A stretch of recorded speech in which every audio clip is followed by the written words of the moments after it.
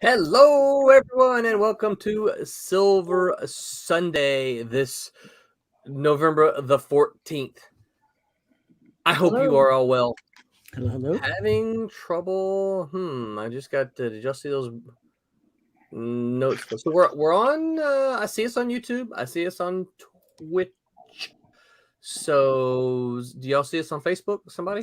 Yeah. Facebook. Oh, that's interesting. I just tried to post a comment, but it wouldn't go. It says having trouble connecting. Please check your internet connection. Well, I hear you just fine, so my internet connection is working. So how y'all doing this evening? Doing well. How you doing? Okay. I am not as sore as last week, but I'm still feeling some burning in the thighs, particularly. What are you dancing or something? What are you doing on your? I was bike riding again. Oh, okay. Well, that sounds like fun. At least we didn't have to run from any alligators. So we stopped in our bike ride, right? And we're sitting there, one of the pictures that Tommy took. I think you posted them already, haven't you? Well, I posted them to everybody in the. In the group. Okay. Anyway, so we stopped at a little picnic area, and a biker comes riding back by, and he pulls in. He goes, "Oh, I see the big gator's gone." I'm like, "What?" Yeah. He goes, we rode by. There was a big gator right here. Wow. Of course, I'm like immediately like, "What?" What? And he pointed out, and we looked over, and I'm like, "I don't see anything." And I'm like, "It's behind you! It's behind you!" Yeah, and that's when Tommy pulls out the tried and true. You know, I don't have to outrun the gator. I just got to outrun you. Yeah. And at this point in our in your new biking career, I am way faster than you. Oh yes. So Tommy's really not worried about seeing a bear or a gator or anything like that. I've already seen all the good stuff out there. Yeah, Roland's here. I'm good to go. Well, they're not after you or anything. They're just kind of hanging out on the side of the roads, just sunning themselves and just trying to. They're not doing anything. There's if there was really any alligator attacks and that kind of thing, typically, they wouldn't let us do right out there. So, yeah, you say that now, but just wait until they decide they want a Tommy snack. No, like I said, I'm going to kick your bike over, and I'm just going to keep going. Yeah, I'm going to do one of those. All right, so we should have us an interesting, fun show tonight. We're going to talk about, for a little while at least, frequent mistakes made by rookie comic creators, and then Tommy showed me something today. We might play a little bit too. So I'm Roland. I'm the host. I write a handful of the comics, including Silverline Team Up, Champion Miss Fury, Bear, and then I play Wrangler to a bunch of these folks. So Curtis, tell folks who you are. Sure. I'm Curtis Fujita. I'm the creative director at Silverline, and I am also a martial arts instructor. I'm the creator of the upcoming Silverline comic book. Tommy's killing me right now. Shadow comic by a Kung Fu master. Kung Fu. I focused. All right. So we all know now, if we ever have to get into a fight with Curtis, you just distract him, right? Yeah.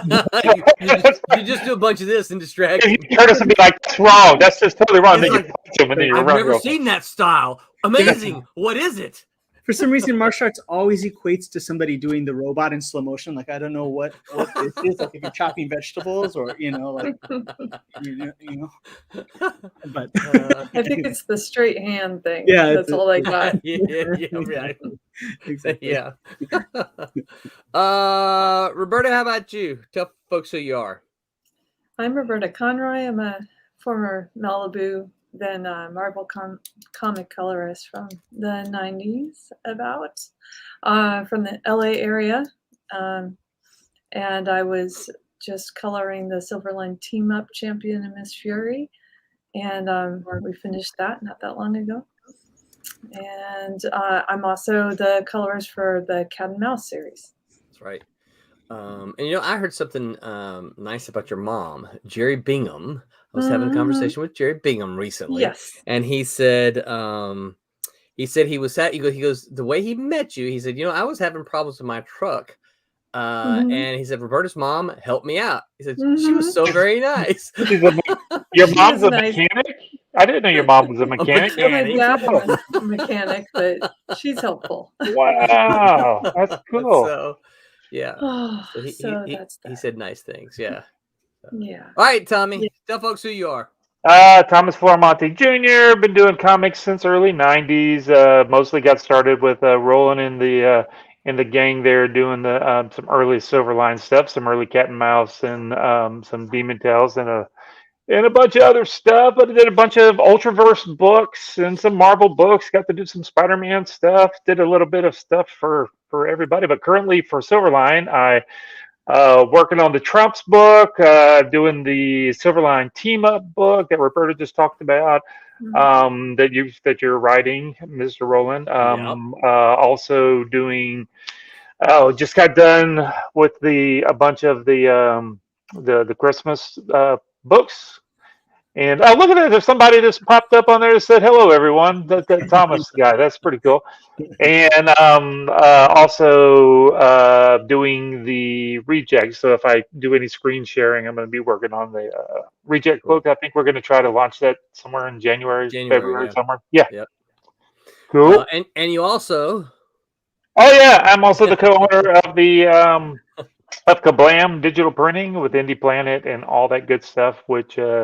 Apparently we were having server issues today, but we got it all taken care of. Some Barry's post about that. Yeah. Oh boy, that was a mess. We were out riding bikes and Barry's fighting with the server. Yeah. Oh, it was web hosting companies. You gotta love them. Goodness. Stephen Brown Hart says, "Hey, what up? What's up, Stephen Brown? Appreciate you joining us again, sir." Jackson, we got to get Jackson on here. He says, "Gators get peckish." Right? That's what I'm saying, Jackson. and the thing about it is, they're not going to chase the fast guy, right? They're going to chase the slow guy. So, yeah. And who's that? That's me. Oh, So nah, I'm going to practice on my speed here. Wait, what they say? The thing about when an alligator's chasing, you're supposed to zigzag. Isn't that what they say? I don't know if that's true or not. You're supposed to circle around behind them, aren't you? I'm guessing. Can snap behind themselves. I've seen it happen. I watched The Crocodile Hunter. I'm just gonna what I told Roland when we were riding. I'm like, we were in a different area that we've been before. And I was like, what I tell people when I take them out on the gravel bike ride and mountain bike stuff is, if you see something on the road, whatever you do, don't freak out.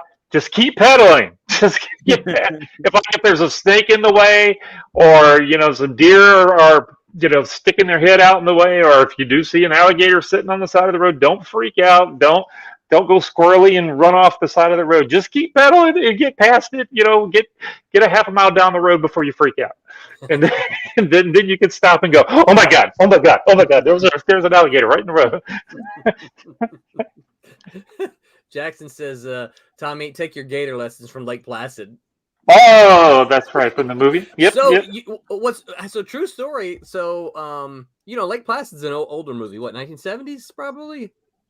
Is it that old? Mm-hmm. Yeah, something like that. Yeah. So my son was this is when he was in high school, right? He's getting ready. He said, "Dad, we're going to do a band camp." Blah blah blah. No, where you going? Blah. He goes, Lake Placid. I said, what? Oh, really? He said, yeah, we're going to Lake Placid. I'm like,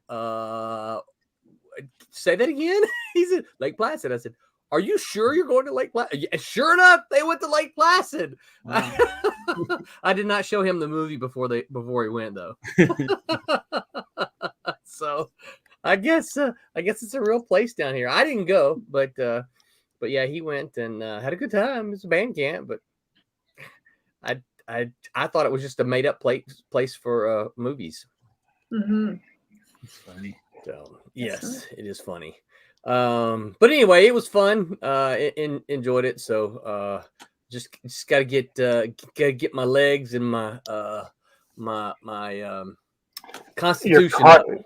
Your cardio. You got to get your cardio. There you go. Get your endurance going. Get your yeah. So you're doing fine. You did great. For all you gamers, that's Constitution, right? I Oh, that's right. That's had to right. make a con roll. Yeah. So, all right. So, anything else before we? So we miss. There's a few folks we're missing. I've asked. There's a couple conventions going on this weekend. Pete was at Thought Bubble. I just know he said it was somewhere up north of where he is, and I think Pete's in the London area. So, So north of us, you mean? No, you mean where you used to. which is funny because if you know too much, if you know very much about the geography of it, that's like the whole island, right? Everything's north of London. So I don't remember exactly where he said it was, but I do know he said that it was north and he was going. I saw one or two posts already about others at Thought Bubble, so it must have been a pretty decent show. But hoping that maybe he'll swing by for a few minutes. He's probably conked out and maybe give us a con report. We'll also asked Dean to give us a con report on Memphis Comic and Fantasy Convention. So He was there. John Dean and Zachary. Dean was there. John Martin was there. Yeah, I saw him posting stuff. Yep, and Rory Boyle of Steam Patriots was there. So I didn't realize Rory was going to be there. Mitch Faust was also there. That's the thing you and I did a few years back, wasn't it? Yep, I sure did. Yep, that's where we met Ant-Man dude. Remember? Yeah. Talking about Dave Desmalchian? Is that? Oh, wait, you weren't at that one though. No, you weren't. Yes, David Desmalchian. I met him and briefly. He's in Dune, by the way. Did y'all know that? Yeah, he's one of the villains. Yeah, right. I know. I'm sitting there watching. I'm like, hey, that's Polka Dot Man. So, yeah, he was incredibly nice. It was good. This is one of the things that I always liked about the smaller shows is that when they've got somebody of note like that there, they usually walk around the con floors, right? You're not going to see them too many of them walking around the floors at San Diego Comic Con because they get mobbed, Yeah. But he walked around the con floor at Memphis, and we got a picture with him, and super nice guy. We gave him some comics, so hopefully we'll get some con reports. But anybody else got anything? Hmm. Don't tell anybody. Not too much. Vacation. When are we going to see the Curtis? When are we going to see the video? Oh, sure. So we got it set for the first Friday in December. Oh, cool. And I saw a rough cut yesterday. Oh, and it's looking cool. It's looking good. I bet you're excited. I bet you're really excited. So cool. Thank you. And we're going to start releasing actual photos from the shoot, as they call it in the industry. We're going to release those about one a week. So first one's going to drop tomorrow, and then we'll subsequently weeks.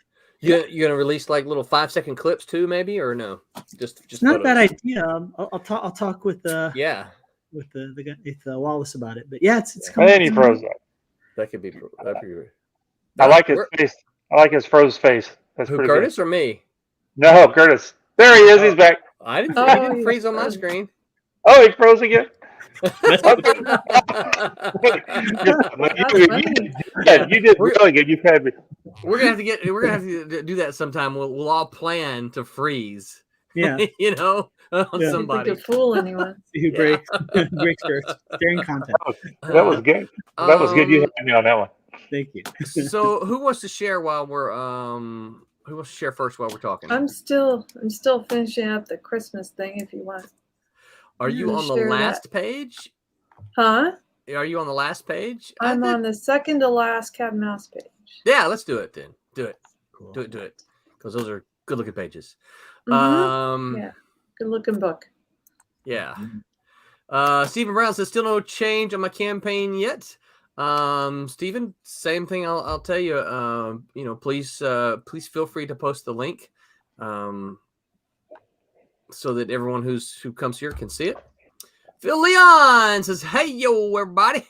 Phil hopefully will be joining us here in the on some of the streams in the coming weeks, as he is the colorist for the White Devil #1 that hopefully will launch Thursday. Fingers crossed. It's been submitted to Kickstarter, so fingers crossed. Oh, here's our page. Look at Nice. this. Like again, math. It's so great. Ooh, I remember that. Now, Ooh. Tommy, I got a question to ask you. Is that the page that Pete made the comments about the balloons about, or was it a different page? There looks like a lot of room for talking right here. No, Okay. it was. And not a lot here. So I hope we don't cover up a lot of people. I'm really worried about this panel. And there's a rat. Oh yeah. Why? Yeah, I saw that. I didn't know what it was at first. I'm eking, and then I'm like, "Oh, that's the rat from earlier." And then I had to go back in because I thought it was just Yeah, like and he's debris right there or too. something. I'm like, "No, that's a rat." So I erased it and started over again. Well, you eat debris different than you eat organic stuff, and so trying to give it different textures. So I had to go back in and fix it. But all right. And what is this like? He has so much restraint. Yeah. When I was eating, It's too funny. bad He's like, too bad Pete's not on here because I was going to ask him what he was doing. Is that like a from the Star Wars Force thing? He's like, mhm. These are not what you're looking for. Phil says, "White devil." That's Nice. right. Yeah, just notice that it covers Roberta up completely, doesn't it? Does he go around screaming that? Because you might get in trouble if you just do that, out and about, like in the mall or in Walmart or something. Don't do that in Walmart. No. Don't do that in Walmart. He does not. He does not go around screaming that. No. You might get in trouble. So there. Why was that not up there earlier? I don't know. My son said I should move the Silver Sunday to the center of the screen and the Wednesday Wham and all that kind of stuff, because see, like what happens is when we do stuff like like this, like you can see covering up your head. Comment, completely covers up Roberta when we do that. Hey. And see, so I learned this. I can move myself, right, and then it can cover up me, right? Yeah. Cover Well, if it goes on the left side, can you make the cover up some of the coloring for the comments because they're brief? Yeah, so I can't swap sides. I can't put us on the right hand side. I have tried, but I can't. Wait a minute, screen layout Shift +6. What is that? Shift +6. Well, that's possible. No, I don't think so. That's just a hotkey to get there. Wonder what this is. Oh, look at that. Better? Nice. That's better. That's cool. Oh, but what happens when we do this? Oh, it moves us Hey, I up. moved it up. Nice. Oh, I'm Perfect. That's getting kind of seasick. cool. Bouncing me around like that. I did not know that was that's what that was. Cinema layout. Oh, that just gets rid of all of us. That's just to be getting rid of. So Anything. there you go. Steven says, check out Crypts and Legends on Indiegogo. Here's the link. Yes, you guys need to go check out Steven's Indiegogo. White Devil sounds like a metal band. Okay, so let's go ahead and get on with our topic here. Mistakes that rookies make, and I think it's a frequent mistakes, but it doesn't have to be frequent mistakes.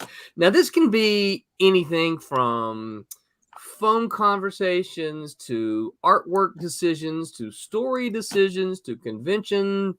We talked about conventions once before, so we probably covered some of that. But basically, what mistake? It could be for like printing stuff.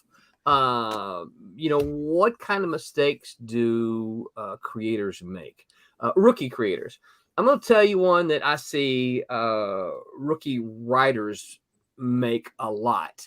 When I support, of course, you guys know I support a lot of crowdfunders. So one of the things I see a lot is they fail to establish. And one of the oldest rules in storytelling is you have to establish your setting. In high school, we just called it the setting. What's the setting, right? You had to do book reports on when you read stuff, right? The teachers would make you. I wonder if I can actually scoot these over. Can I scoot these over? No, I can't. Your teachers would say, "Hey, what was the setting?" Right, and you'd have to tell them where it was and when it was, and that kind of thing. I notice I'll pick up a comic by a rookie comic book writer, and I'll start reading. And I'm like, I have no idea where this is. I don't know, and it's the kind of thing that's easily fixed. It's a caption, a simple caption. Some of them think, oh, well, I don't want to put captions in there because, well, look, you don't have to put a Chris Claremontian caption in there, right? You could, but all you really need is, New Orleans yesterday, right? And then your reader knows exactly where they are. That's a good point. I remember when I was when I showed you my first draft of my comic book. That was one of the things that you told me. You were like, well, it was just such an obvious thing. But you were saying I had all these captions and it was redundant because that was in the image. And you're like, look, they don't need to read what's already there. He's like, tell them that they can't see. He's like, oh, yes, yeah. There's no need to have the people saying, "I'm going to punch you. I'm punching you in the face," and then somebody's punching somebody in the face. It was like, well, it's like, no crap. I see that you just punched me in the face. It really hurts. Yeah. Now, you can have them, oh, ah, oof. That's the sound effect. Yeah, right, rather than yeah. Don't tell Aaron that though, but yeah. Aaron, if he's listening, Aaron's characters exist in a vacuum, right? There's no sounds. Another thing that I see, and you guys don't put all of the pressure on me about this one now. Another thing that I see frequently is that the characters don't call each other by name. And I think this comes. This is my theory now, right? So I told you the problem. Now I'm going to tell you my theory as to why I think this exists. I think that it exists because this comes from the idea of television and on the nose dialogue kind of stuff, right? Tommy froze. No, he's pretending. No, it's not. Yeah, he's trying to get. Hey, he may be frozen. Tommy, I'm here. Hello. Oh, you are frozen. Your image is frozen. Oh, so, yeah. Thanks, Steven. Steven actually plugged the Silverline Christmas special, which is still in demand on Indiegogo. So thank you for that, sir.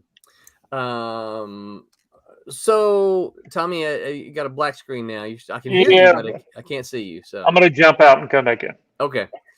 But one of the things, and part of it is like, well, I want to have a real. I want them to sound like they're having a real conversation.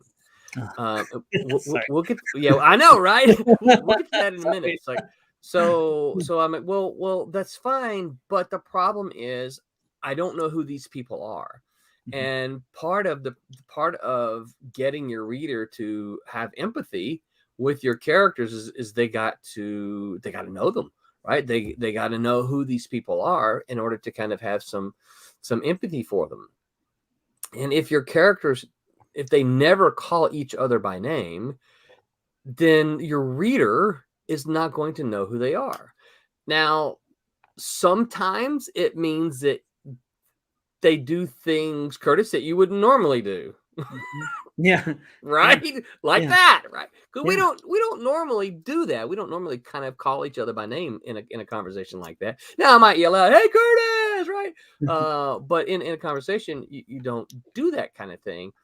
But if you don't do that in your comic, then they're not going to know who they are. And so I kid you not, I have read through an entire comic book and got to the end of it and said, I don't know who these people are. They never, ever, ever called each other. There was not a caption identifying them, and there was never a line of dialogue that's, said, "Hey, John Boy, Billy Boy, Bob, whatever." He was never. The characters were never identified, and so it's like, I don't know who these people are. That's a serious problem. Definitely. I did when I was writing articles for Kung Fu Tai Chi magazine, I ended up being like the entertainment correspondent for like Los Angeles because I'm out here. And so I would do like interviews or, on the phone or in person and record people, actors and such. Yeah. And then when you try and transcribe it, you realize, oh my gosh, you never want to actually write No. how they talk, because it is the cadence is weird. There's lots of ns and ums and mid-sentence and all that stuff. So it's really about, adapting it, really. I mean, right. Yeah. Well, and I think the thing, exactly what you're saying there, Curtis, I think the thing is that we have to remember that we're not writing real dialogue. We're writing entertainment dialogue, right? I'm not, it's not as the exact words you use. It's not a transcription, right? I'm writing dialogue to entertain someone. And so I got to cut out all the ums and uhs. Listen, I went and listened to one of our podcasts, and do y'all realize we all do it? I don't know what you're talking about. Well, so I maybe some of you do. Y'all do. Some of y'all, not me. You couldn't even get that right. So there we go again, right? There you did it. Jinx. So yeah, you don't want your dialogue to sound real, because real conversations are not that interesting, right? Fruit bat 36. Now, I have a question for Roland as a writer, right? Because I've writing my comic book and working on it, of course I start paying more attention to things, for the first time. And what I find fascinating is seeing how people like sneak in exposition dumps and stuff like that, like how they, there's little things that they throw in so that the audience knows without it being so obvious, and things like that. I was talking with my friend Tim DeVar, who is an animation director. Yeah, I remember Tim. Name dropper. Yeah. It was funny though, because we were joking and we said, just for once, I would love to do a sci-fi movie where you make fun of the exposition dump, where somebody walks in the room and there's all this cool technology and somebody goes, "Hey, could you explain to me?" Or what is that for? And the scientist goes, "Wouldn't you like to know?" And then they just but as a writer, how do you feel about that? Because there's things that have to be said. Yes. The audience has to know, especially the world, if it's sci-fi or whatever. But I mean, there's heavy-handed, there's not. What are your thoughts on that? Well, so one of the reasons that secondary characters exist is so that your character, and people sometimes have a problem with like, oh well, Robin is there, he's an idiot with Batman and Robin. It's like, well, you know what, Robin was there so that Batman could explain things to Robin, but what he was really doing was explaining things to the audience, right? And Robin's like, gee, holy willikers, Batman, what is that? Well, Robin, this is blah, blah. And then he explains it to Robin but it also explains it to the audience. That's probably one of the very best ways to do it. And so I've taken up only in the last probably the last year. So our students at Full Sail. So one of the things they get to me, and part of their problems with the dialogue is that, so show, don't tell, show, don't tell, show, don't tell. I'm like, that is a great rule and it works, except let me put a little asterisk here for comics, is that sometimes you have to tell. But what I mean by tell is that you don't want the omniscient narrator to come around and say, and Sally feels like she's been neglected by, John all this time. No, what you need, if this is what you want to communicate to the reader, Sally needs to say, John, why do you keep neglecting me? Right? She needs to voice that because it carries more power anyway from her, because you can give emotion to it, you can give body language to it. But if your omniscient narrator comes in and says, Sally feels blah, blah, blah, that's telling. Now, if Sally says almost the exact same thing, that's not telling, that's showing, because Sally is voicing that. Does that make sense? It's within the actual framework of the story. Yes. Yeah. So what do you think? Because some of these people I've heard people say outright, like, exposition bad, lazy story writing, exposition no. And I was like, I don't even know how you could tell a story without that. I disagree with that. I don't think. I think I think exposition can be bad, right? But I think exposition can be good if you use it in such a way that it becomes part of the spirit and the flavor of the story. How can that be bad?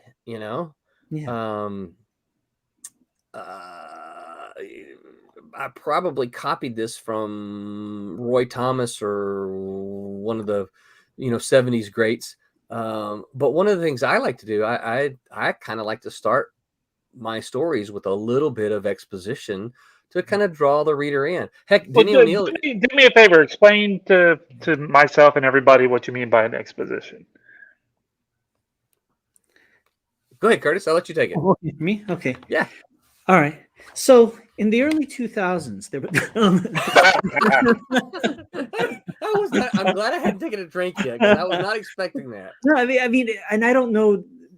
Roland can correct me because I don't know the exact terminology, but essentially, it's basically an explanation of something. It's style. It's verbiage that explains what's going on.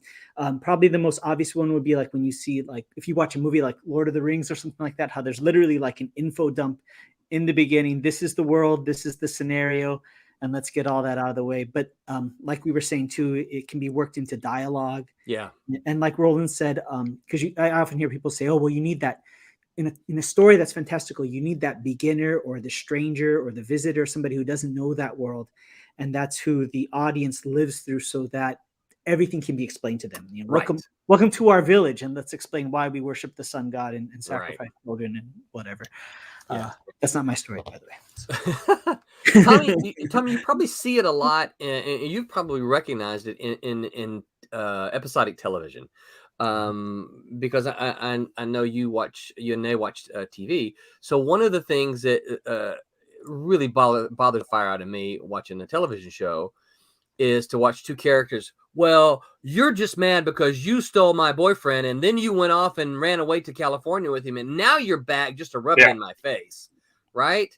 That's exposition. That what they're doing is telling the reader what they've missed, right? It's like, here's what happened to all the episodes coming up to this one, and I'm catching you up. There are good ways and there are bad ways to do it, right? Obviously, that's a bad way because you don't want to do that.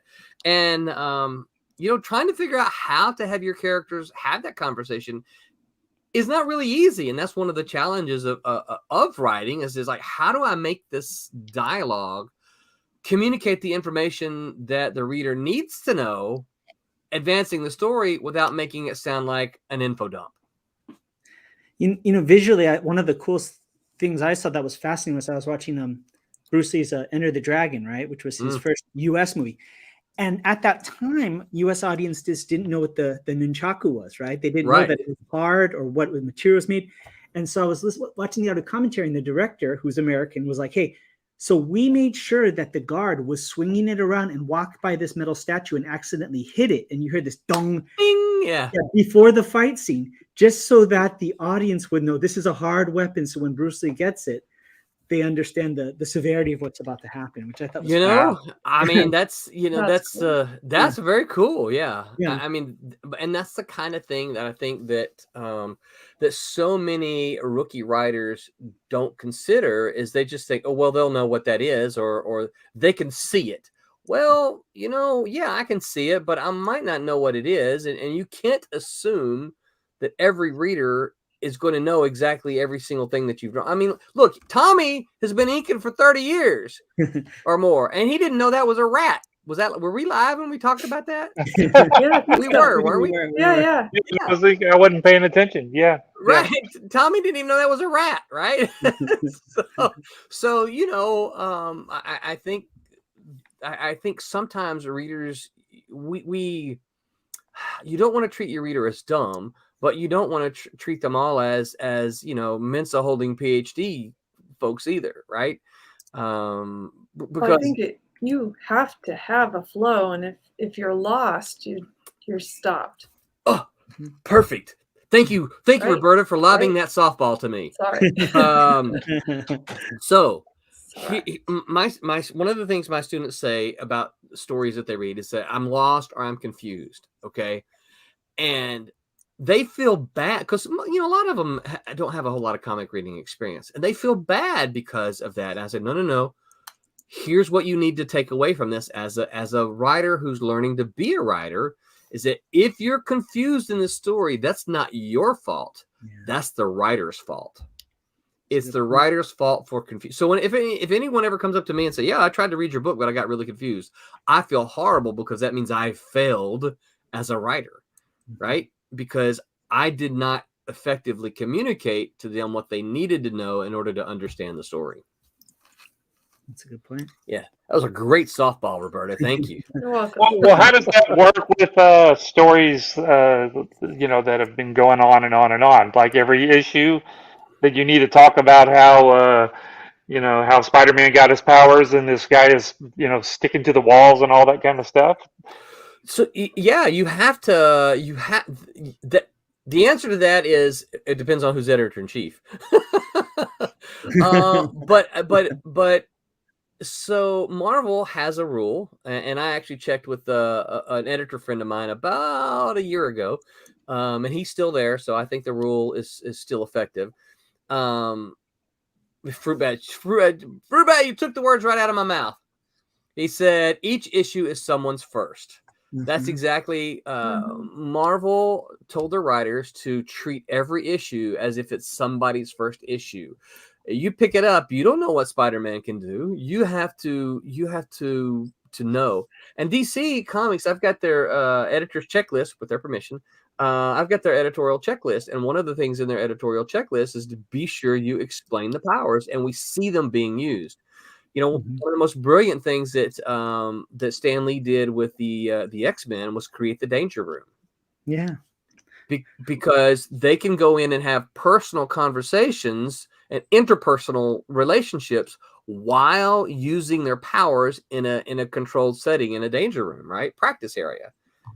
That makes sense too, because almost every issue will start with Spidey before it gets to the main story, stopping a bank heist or mugger, and it's always like, the guy goes, "Oh, you hit me in the face." He's like, "Well, my webbing's tensile strength is blah blah blah blah blah." Right, that's right. and like it's totally true, right?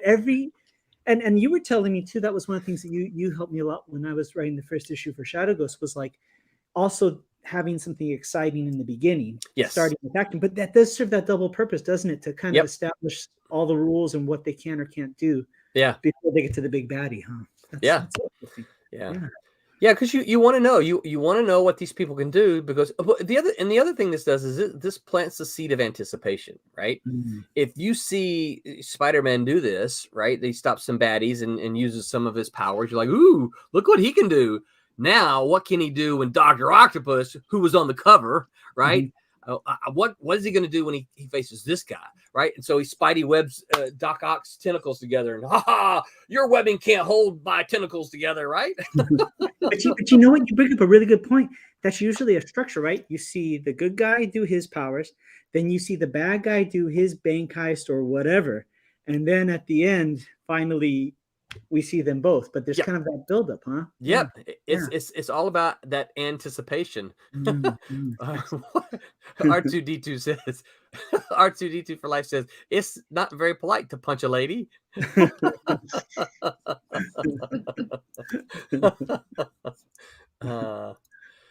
We agree.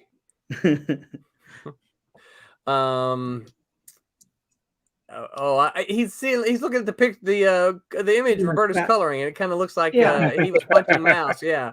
No, he's not. He's holding her back. No, yeah. She's holding him back, right? She's Yeah, holding I his think. kiss back so he doesn't do Yeah, it. yeah. She's got him by the arm, like, don't get that into his face. So yeah, it's probably like she's still holding on to. Yeah. That's funny. Yeah, no Um, punching of these two, at least at this point. no. We may have to get the two of them together. My daughter actually planted a seed in my brain for this story here. Not this exact story, but the storyline that I just went, wow, I really like that idea. Nice. So, Okay.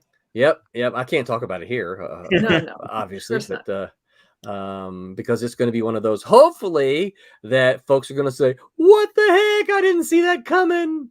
But yeah, it's my daughter planted that seed in my brain. Good. R2D2 First Life says, that's better. Yeah, no punching. Yeah. Okay, so what else? What are some other frequent or some other rookie mistakes?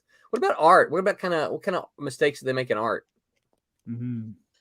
Too many close-ups of faces and not enough background in the shots. Oh, when that's a they're great talking. one. Mm-hmm. Definitely, and I would say also a huge one too is just, if you're talking about rookies, it's just like not knowing the rules, not knowing the Yeah. basics. I mean, we were talking about Jerry Bingham earlier, you know. Yeah. And I still remember, you know, I was like, what, 15 or whatever, and he would actually have figure drawing classes in the lunchroom, like on, like, I forget, one night a week or whatever. Really? Yeah. So I got to so he was saying, I was talking, he said, oh, you should get, you know, basics. So I went there, and you know, as a 15-year-old boy, it was an eye-opening experience, as you can imagine, being in I'll a bet. enjoy worship. But it was so true. When you look at some of the best ones, it's like, it's that age-old thing, you know, you got to know the rules to break them, you know. And when you look at, that's one thing I miss about a lot of the more classical comic book artists and people like Jerry Bingham. They were like illustrators first, Yes, comic book artists second, and even people like I love Dave Gibbons' work, and to be really candid, Dave Gibbons, like, his people don't always look the most attractive. They're not always the most appealing, at least for me, but everything is solid. He draws everything. And there's nothing that gets you into a story more than not noticing those things. Like, why is that guy's pinky bent backwards, or why is his face shapen, or things like that, you know? Yeah. And that's why you look at like Dave Gibbons. I mean, I haven't seen one book he's ever done that's not completely consistent through and through. So I'd say that's a big one. Yeah. Yeah, I learned a lot from Jerry. Oh, yeah. It's really great. Jerry's around. a fount of information, and I'm going to continue to stay on him to join us sometime. Just come hang out with us. Oh, that'd be so great. Yeah. You know, I have a drawing. Before I left for college, I had a blank sketchbook, and I was smart enough at the time to get everybody to do a sketch. And I got Jerry to draw me Dracula, and I have a pencil Dracula drawing by Jerry Bingham. What the heck? And, wow! I'm so glad I had that forethought. Yeah, he's phenomenal. Man. Yeah. Fruit Bat says lack of establishing shots. Yeah. I think so. And, you know, I think that kind of goes with kind of what Roberta was saying, is that, you know, too many close-ups of faces. I'm going to, you know, another Marvel rule was, and I don't know if it's still a rule. I hesitate to say it's probably not. But another rule that Marvel had, Aaron Humphrey says, "What up? Oh, what's up, Aaron?" I was just about to talk, Aaron, but thanks. Of course. Aaron interrupted already. That's funny. Oh shoot, what was I saying now? Marvel's rule. So they had a rule that anytime a character entered the scene, the artist had to draw the entire body. You had to see them from head to toe, right? In order to establish the character. So you couldn't just, you know, the first time we see Magneto, we couldn't just see a glove, right? Because the readers go, whose glove is that? Oh, I don't know who that is, right? So the idea was that you need to establish the character so that the reader goes, oh, that's what that character looks like. And then there, when you see the glove next time, you're like, oh, that's Magneto's glove. I know that, right? Aaron says, "You're welcome. It's all done out of love." But one you're talking about establishing shots, and this is a little bit more into film, but one of the most, I never been to share it with anybody that I noticed this, but it was phenomenal. I saw Hitchcock did this, and then Spielberg did this, but Hitchcock did it in North by Northwest. You've seen that movie. And there's a scene where the main character is supposed to actually be in hiding, but he's amongst a crowd of people at a train station. So how do you make this guy that's supposed to be inconspicuous and blend in be established in this crowd? And what he did is he had this one woman wear a red dress, and she walks through this crowd of people with gray suits, but she mirrors the timing of the lead character walking through the crowd. So it's like a highlighter, and your eye locks onto him, and then you establish him.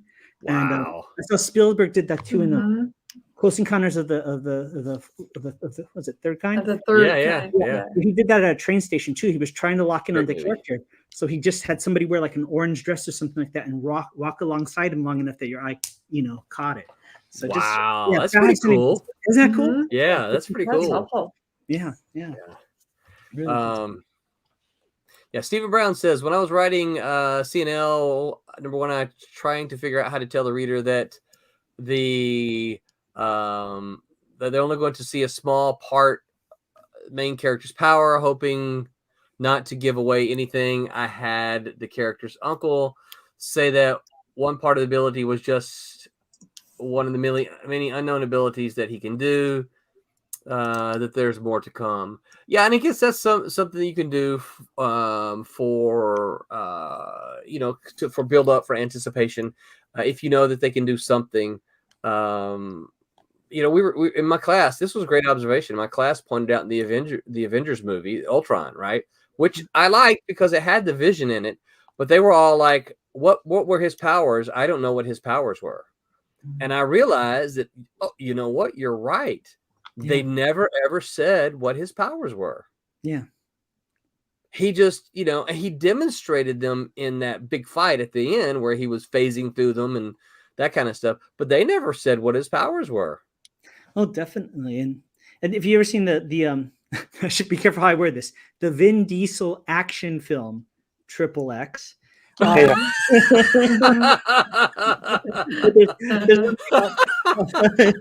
what I did there? That was I put an established position.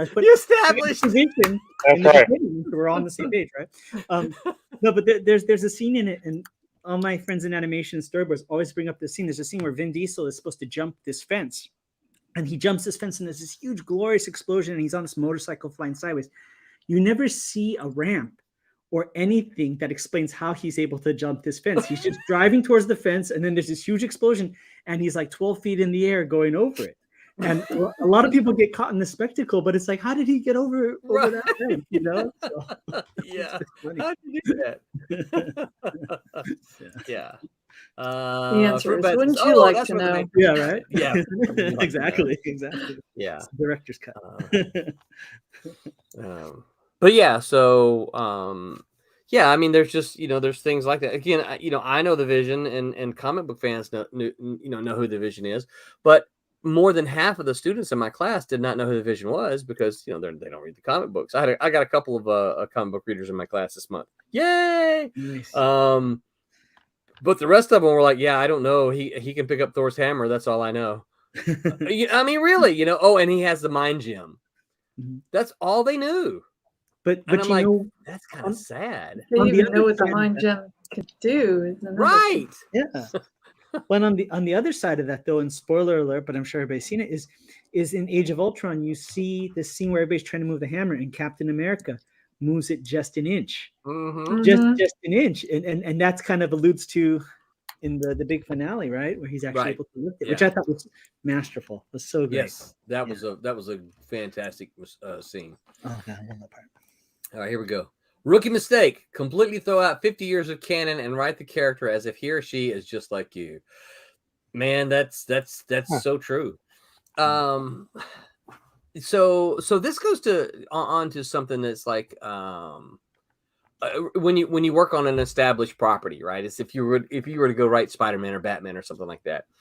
Now, here's where it is a rookie mistake, but I don't blame the rookie completely on that. You guys with me here? Or do you just lay all the blame at the feet of the rookie? So let's just put this in a for instance. What if this is just say Batman? Completely throw out 50 years of canon for Batman and write the character as if he or she is just like you, the writer. Well, that's a self-insert, right? And I think the thing is I mean that to me that I'll answer with a question is that just begs to question like what's with all these reboots and stuff, all this Don't stuff. Give up, Roberta. My option key is supposed to change the tool, and it gives me a minus on my lasso. Oh, really? Which is, and then I go to draw it, and it acts like a plus. So it's like, haha.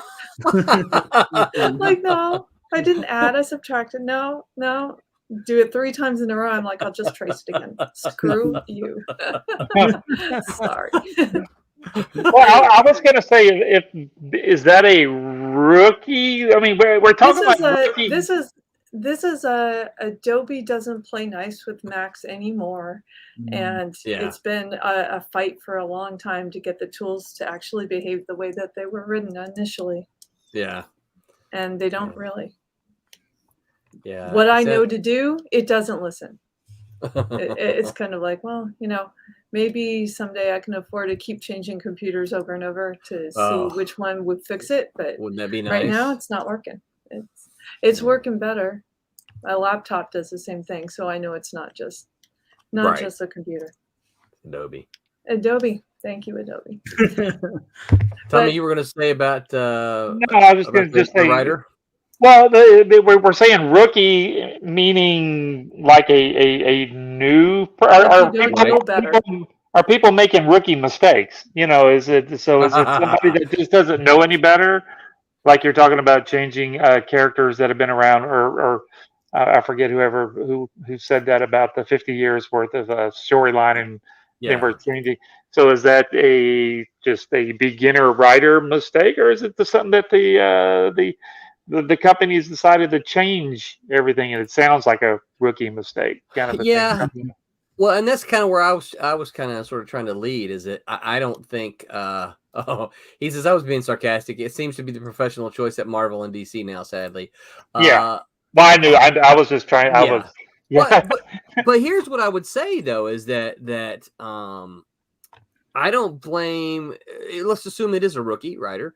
I don't blame the writer for that completely. I blame the editor.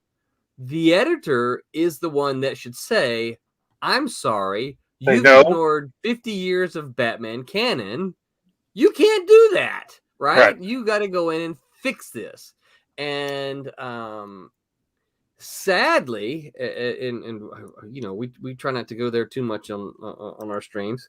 I tend to agree with the R2D2 for life in that I just don't think that there's anybody at Marvel or in DC anymore that knows.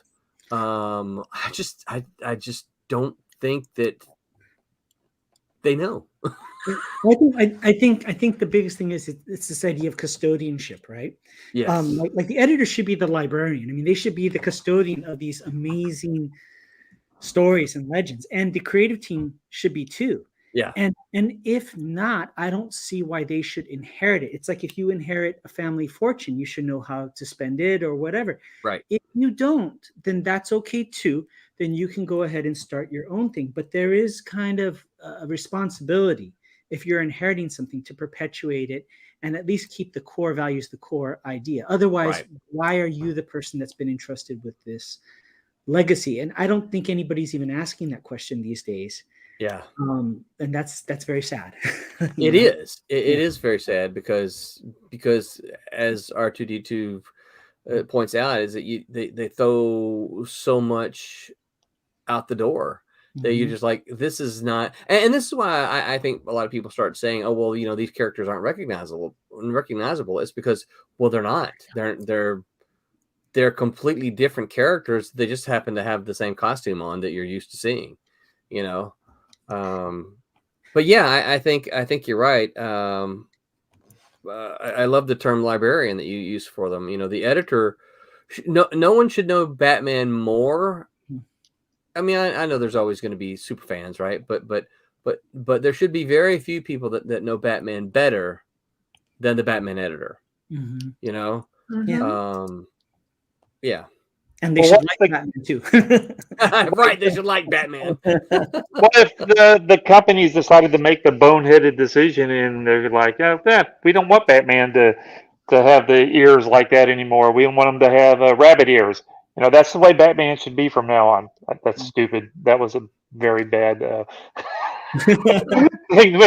Batman with rabbit ears. But you know what I'm saying? What if the company decides that they want to change, you know, and it's they go, no, he's not like that anymore. We're changing it. So should we, you know, that's Well, falls into the so rookie mistake. But I mean, you know, I mean, it's we so can quit reading the books. here's my take. Actually, Roberta, Curtis, Mhm. either one of you have a take on it? Well, I mean, I just throw this in. I heard somebody say this Yeah. once. There's a channel called Midnight's Edge. If anybody hasn't checked it out, it's phenomenal. And they were talking about this whole thing. And one of the guys explained it to you this way. He says, imagine he was running a steakhouse and you came to eat steak there. And when you ordered the steak, he brought out a salad and said, this is better for you because steak has cholesterol and all these things that are bad for you. And you said, but I ordered a steak. And he said, no, this is my restaurant and it's bad for you. So you are going to eat this instead. And I think that's kind of the climate we're in.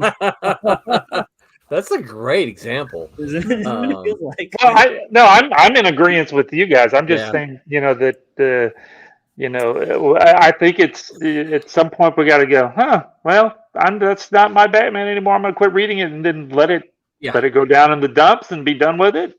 Yeah. Well, and that's it. I think that at some point in time, you got to stop going in there and eating the salad that you know you think is a steak. Yeah, exactly. But what happens is you know you keep going back and you keep going back and ordering the steak and you keep getting the salad and you keep getting mad. That's my point. That's what I was trying to. Yeah, but you're right. You keep going back. So I think that the chef in this case is going to continue to bring you a salad and until everyone stops going in. Yeah. Right. When people stop going in, he's like, that's the sad part, I think. To me, that's the bad part. Yeah. Yeah. And finally, he's going to say, why is no one coming in? I'm giving them great salads.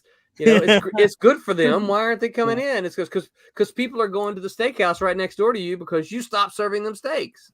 Yeah. Right. Mm-hmm. Exactly. And this is why I think, you know, this is a great time for independent comics because, you know, if we can find those readers who are, if we can find those consumers who are tired of salads, exactly, and say, hey, we got steak over here, you know. Well, our secret weapon as independence is sincerity. That's our secret weapon because sincerity and earnestness has kind of disappeared a lot from the mainstream. And that's the one thing that we offer and the one thing people want. And so until things change back again, you know, we got a home court advantage. Yeah. It's a great comment from Fruitbat. It says part of the issue already alluded to, though, is that companies aren't real sure who their reader is. I can see that. That's a good point. It's a very good point. Or are they trying to change who the reader is? I don't know. There could be that too. Yeah. I can't make the comment go away now. There it goes. Yeah, I think that I think they're not sure. I think they might think that their reader is one demographic, but it's probably not. And the old demographic keeps eating the salad and complaining about it. That's a good point. I think Roland might have frozen. Yeah. Well, he made fun of me. It's going around. I don't think we can hear you either. So, well, I mean, maybe Roberta and Tommy, you can comment specifically as a colorist and as an inker. What are some rookie mistakes people make in those chosen fields? What would you say? I think as far as inking, sometimes you can see some stuff that's just over a Ricky mistake would be just over rendering things sometimes. If that's what we're talking about, or not practicing enough to get to unless the artist tending to need to be more rough, and what I'm saying. But sometimes you look at some stuff and you go, oh, they should have practiced a little more and get cleaned up a little more. You didn't need to draw all of the in every shot of the the two people talking. We didn't need that background shot in every single panel of the, I mean, just think of like Spider-Man's web slinging and doing his thing, and he's fighting somebody, but in every panel it's just a fully rendered background New York scene, and every panel, it's like, well, we already saw it in the first one. We don't need it. Right. We just see all the fun stuff and the action and so maybe over rendering sometimes. Oh, it's just too busy, too noodly. Let's clean that up a little bit, make it simpler. Well, I think on the coloring side, it's kind of the same thing, where you can make it too busy so easily by having the same amount of contrast hitting every muscle or every corner or every turn. It's like after a while, like I could render each part of his face, but at some point you really want to look at his eyes, right? So like I'm sticking with the nose to have detail, because the more I go down the chin, it's gonna start leading your eye away from whatever he might be looking at. So just like Ricky mistakes, I think, are treating every surface with equal intensity of highlight and drama. Yeah, that's a good point. And I think that's fantastic. I think that's absolutely right. Yeah, and I think that's why you two and Pete are just such an amazing visual team on what you guys are doing on like this page and everything, and Champion Miss Fury, because there's such a rhythm and a speed and a cadence that's so pleasurable to read the books, and you guys are just like all, like, as corny as it sounds, all on the same page. So yeah, but really, I like that term. Yeah, but really, like the Silverline team up Champion Miss Fury. I mean, there was a great cadence to it, all the way across the board, and it was just so fun to read because of that. So yeah. Oh, cool. Thank you. It was written pretty good too. I don't know who wrote it, but it was written pretty good. Somebody put a little too many word balloons over some of the stuff that Pete and I and Roberta did the art from. Thanks, whoever did that. I'm particularly looking for this upcoming page that Pete specifically said it's just going to get covered up with balloons. I thought it's I think it's the last page where there's the two faces. No. Version of it. I could pull it up. Yeah. So could you have actually page one? Pull up page one too while you're pulling that one up, because I want to make a comment about page one. Oven says, hello, Silverline family. Hello, Oven. We have missed you. Where you been, Oven? It came up. What's up? There we go. Kasisi, what's up, Kasisi?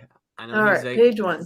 For those of you who don't know, Kasisi has a Trump story in the Christmas special. So okay, so if you look at page one there, so zoom in on like the first panel, right? If you can, right, and then see that's cat and mouse in the foreground, and then in the background. So look at the top left.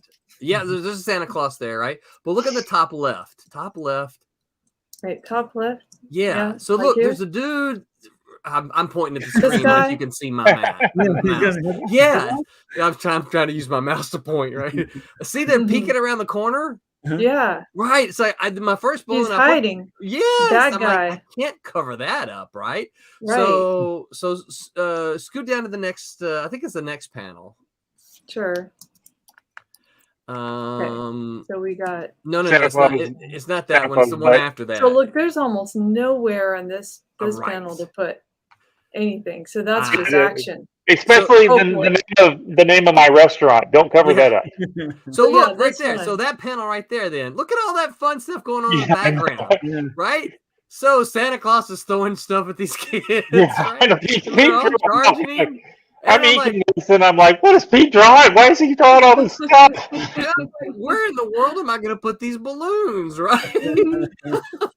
So In look his at the- hair, I guess, if there's enough well, I ended room up and on putting, the building, I hope. well, I little ended up bit. putting it kind of below them a little bit, I think. Okay. Got a guy running through like a plant of a Right. plant bed of stuff, and Yeah, behind stepping on the little plant.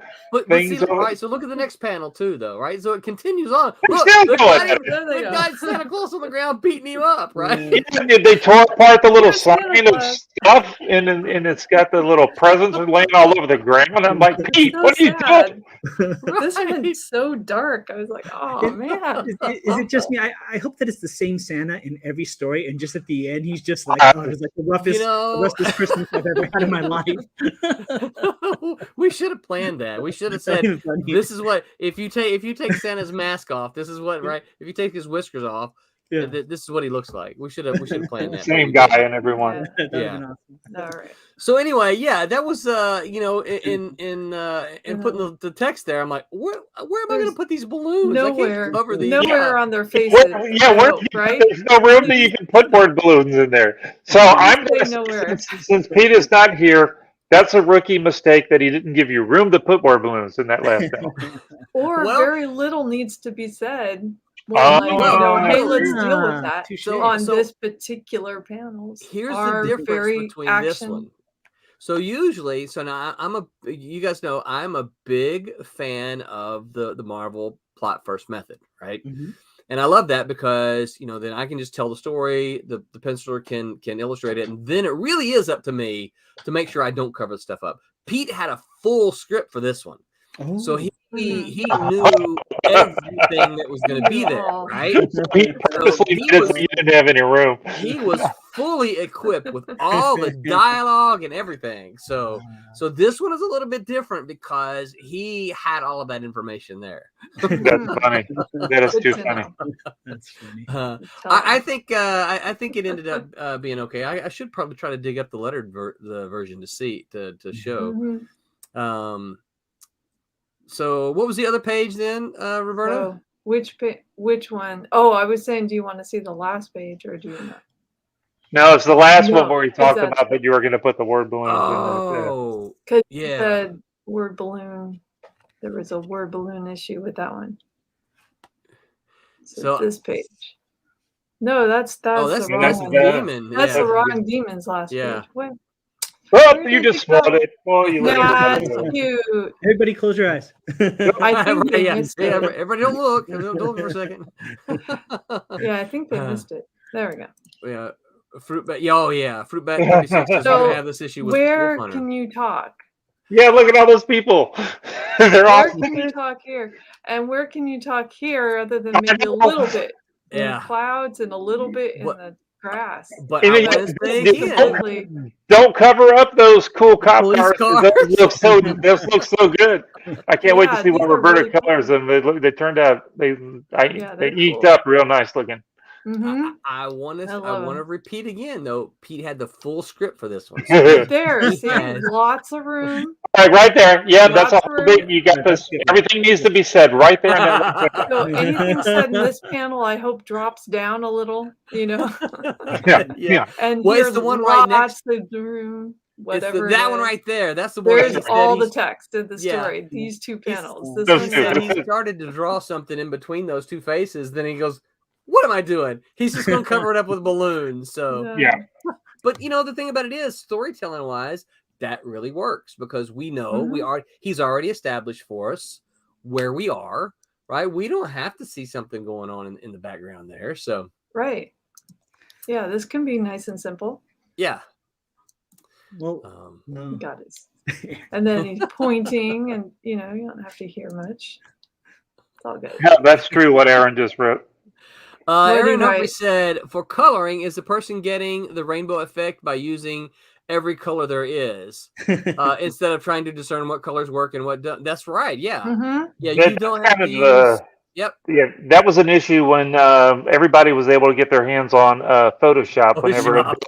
Whenever Adobe made it, it's always been an expensive piece of software. Oh, But right. when everybody was able to get it, they were using those ugly. I mean, just back in the late '90s, everybody had ugly Oh my those goodness. textures that they were using. Oh Y'all yeah, remember flat those? textures. Yeah, those really crazy, ugly little textures they were just putting on everything, and it's like, oh well, no, don't quit doing that. Or those, yeah, Yeah. that's some ugly stuff that people. That I did it too. So I'm not because you thought you, like Aaron said, you thought you could, why not? I got 15 gazillion million colors. I'm going to put it in every panel. Yeah. Why are there 5 lens flares in this panel? I don't know. That's right. Yeah, that's these that pop out and yeah. Yeah, Motion and taking sometimes you'll see somebody the colorist will do a motion blur over the line art. Sometimes it looks good but you see people do that a lot and you're like, oh, that just looks really Hey, bad. Kasisi, you want to jump on with us? Yeah. let's hear from Kasisi. Kasisi, yeah, let me see if I can't dig you up here. If he's still, he may not be listening anymore. But Kasisi is I don't think he would be offended by me saying that he's a rookie.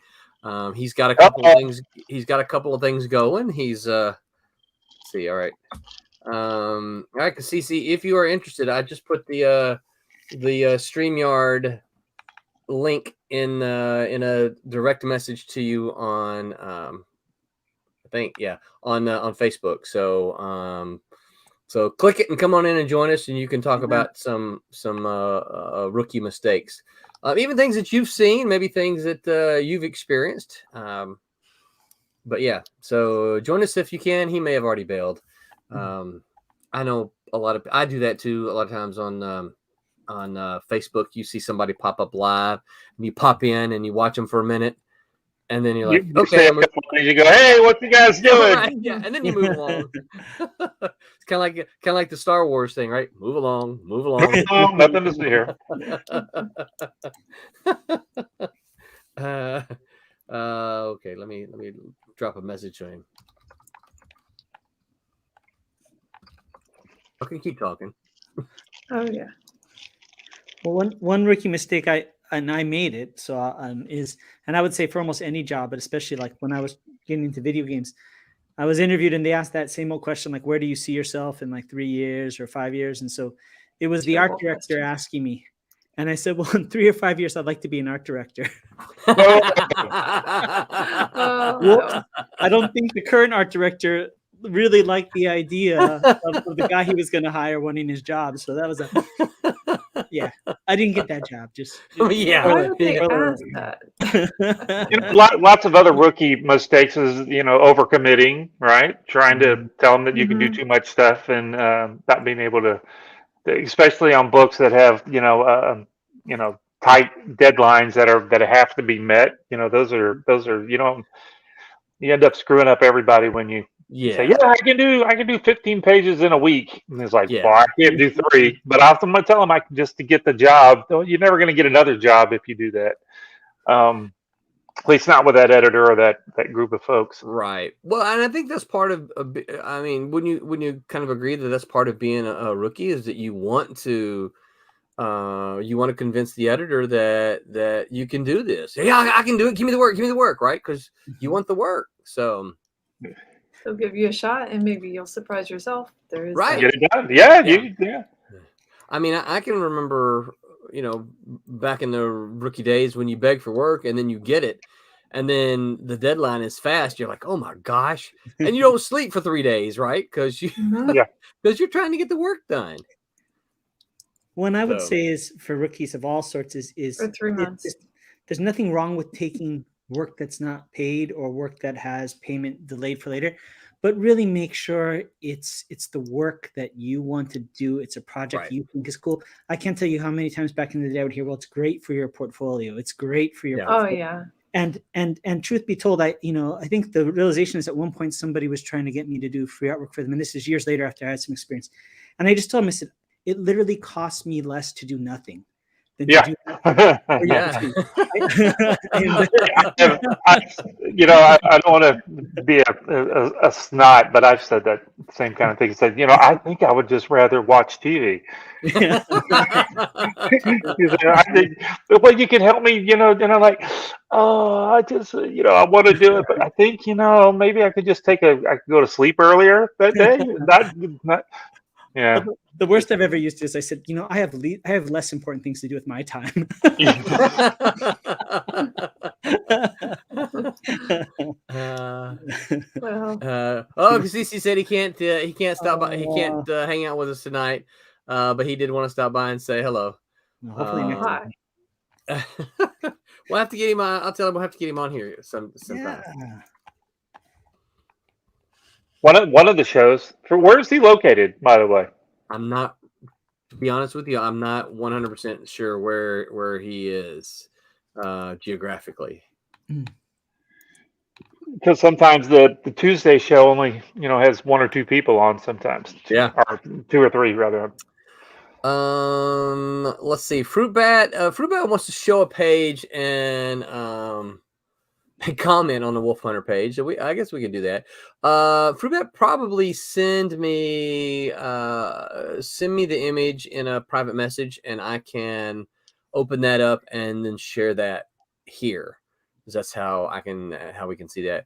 This guy's using the model for cat. So model for cat is supposed to be I didn't show that comment, did I?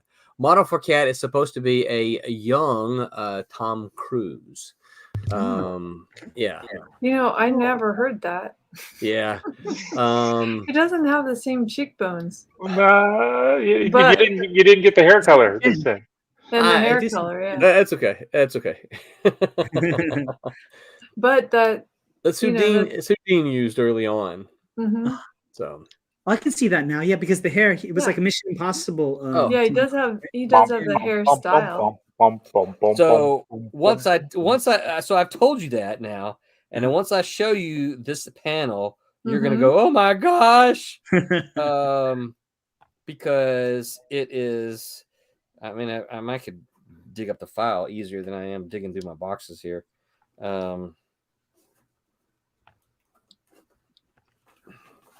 So. Well, while you're digging it up, Roberta, I want to ask you about a color thing. Okay, ask me a color. This because I'm Because you can. I'm a newbie at the kind of thing. Mhm. So, do you use, like, say the panel with cat and mouse there, that background color? In my mind, I can't come up with those colors when I'm trying to do things. So, how did you pick the background color?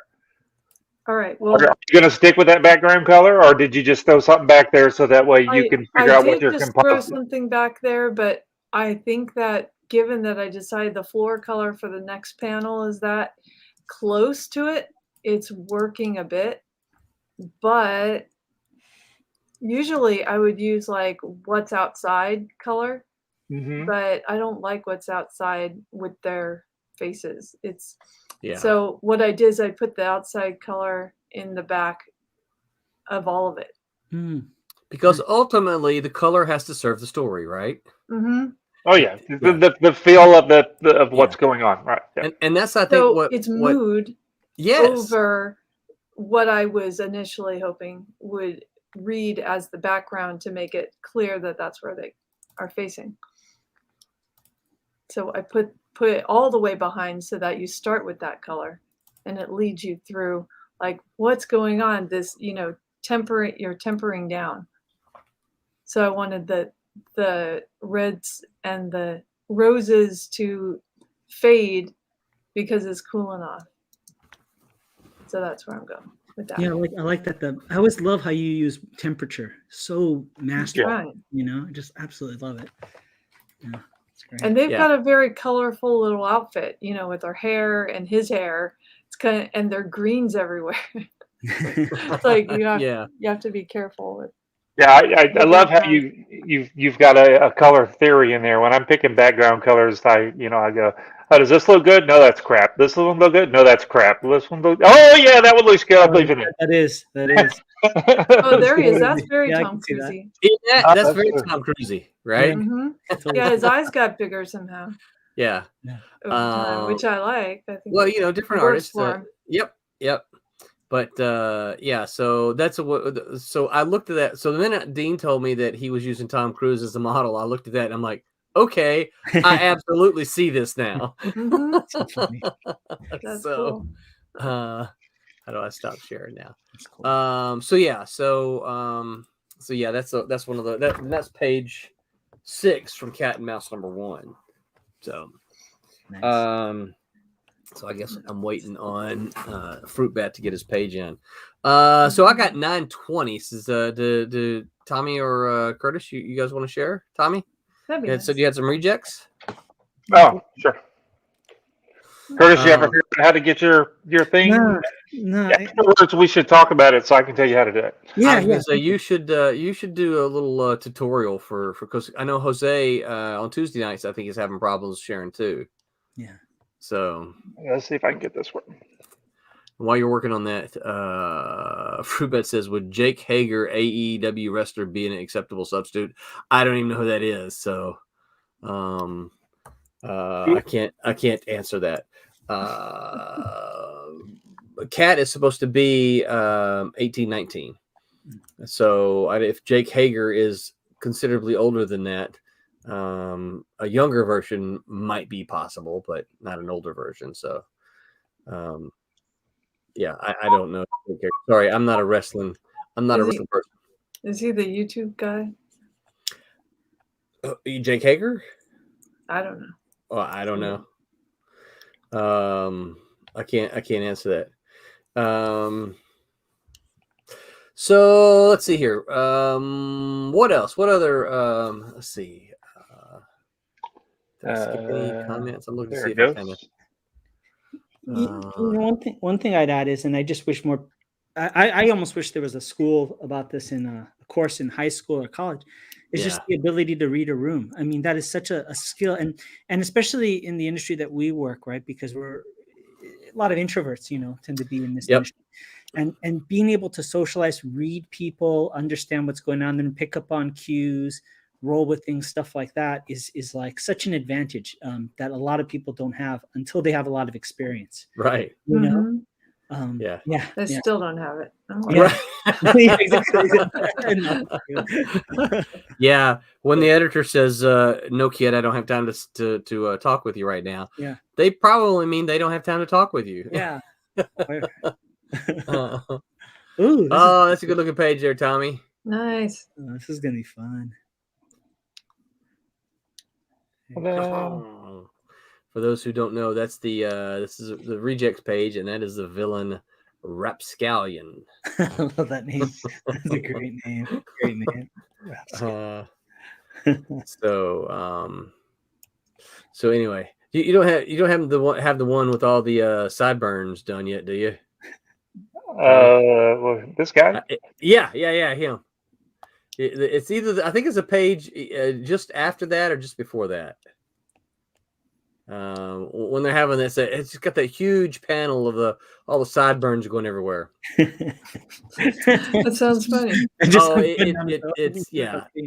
So yeah, if he's got it, I can't remember. It's no. It's the big panel at the top of the page. And it's either the page just before that or just after that. After the one that you were looking at with the sideburns character.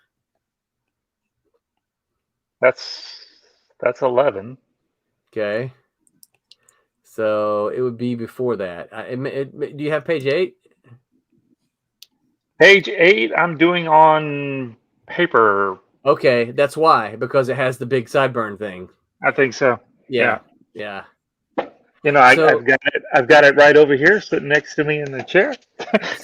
So the thing is, this guy he's his name is Burnside, right?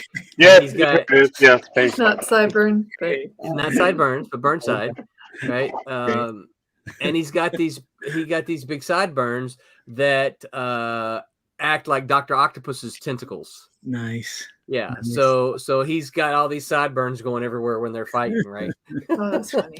That's great. That is so much comedy.